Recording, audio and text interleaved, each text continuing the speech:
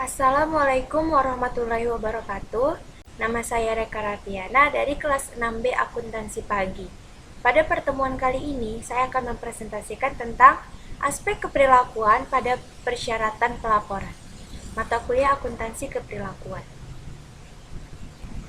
Nah, berikut merupakan sebab yang akan kita bahas pada pertemuan kali ini. Yang pertama itu ada syarat-syarat pelaporan, yang kedua persyaratan pelaporan mempengaruhi perilaku, yang ketiga dampak dari persyaratan pelaporan, yang keempat penilaian dampak terhadap pengirim informasi.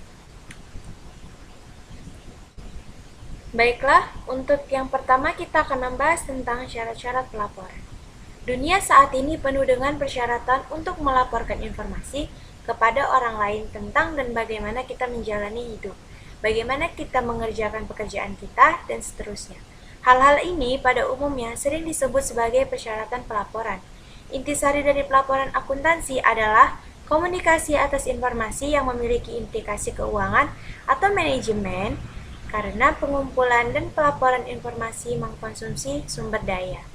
Biasanya, hal yang mana tidak dilakukan dengan sukarela kecuali pelapor yakni bahwa hal ini memberikan si penerima informasi berperilaku sebagaimana yang diinginkan oleh pelapor.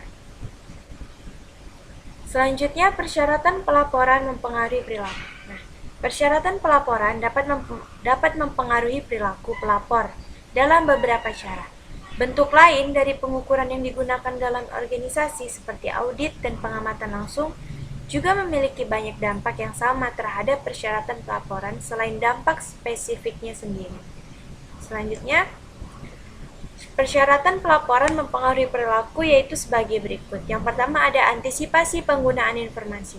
Persyaratan pelaporan kemungkinan besar akan mempengaruhi perilaku pengirim ketika informasi yang dilaporkan merupakan deskripsi mengenai perilaku pengirim atau suatu yang dipengaruhi oleh si pengirim atau sesuatu untuk mana si pengirim bertanggung jawab.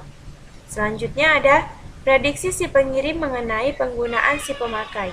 Dalam kasus-kasus lain adalah jelas dari respon penerima atau kurangnya respon penerima bahwa mereka tidak menggunakan informasi yang dilaporkan seperti yang mereka katakan.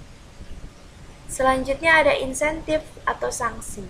Semakin besar potensi insentif dan sanksi yang diberikan oleh pihak manajemen dalam suatu organisasi, misalnya membuat informasi, memastikan bahwa informasi yang ia buat dapat diterima dalam aturan hukum yang berlaku. Selanjutnya yaitu strategi respon iteratif.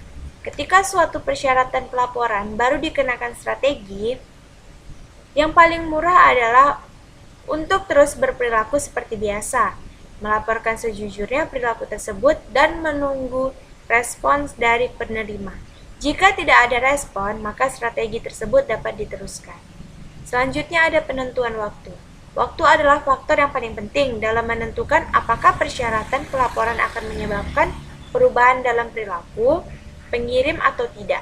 Supaya pelaporan persyaratan dapat menyebabkan pengirim mengubah perilakunya, ia harus mengetahui persyaratan pelaporan tersebut sebelum bertindak.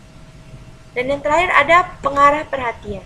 Dampak mengarahkan perhatian dapat dianggap sebagai dampak dari pencatatan dan bukannya dampak dari pelaporan informasi, karena dampak tersebut timbul dari kepentingan pengirim itu sendiri dan tidak bergantung kepada informasi yang dilaporkan kepada siapapun. Selanjutnya dampak dari persyaratan pelaporan. Nah, dalam persyaratan pelaporan ini juga memiliki dampak di semua bidang akuntansi, yaitu ada dalam akuntansi keuangan. Adanya badan-badan yang berwenang dalam akuntansi keuangan seperti SEC, FASB, GAAP. Beberapa prinsip akuntansi diterapkan setelah diperdebatkan terlebih dahulu mengenai dampak penerapannya. Selanjutnya pada akuntansi perpajakan. Akuntansi perpajakan ini merupakan bidang yang relatif masih belum dieksplorasi dan merupakan bidang yang sangat sensitif kaitannya dalam pelaporan keuangan. Selanjutnya ada akuntansi sosial. Akuntansi sosial eksternal masih bersifat sukarela dan menimbulkan banyak konflik dengan kinerja perusahaan. Dan yang terakhir, pada akuntansi manajerial.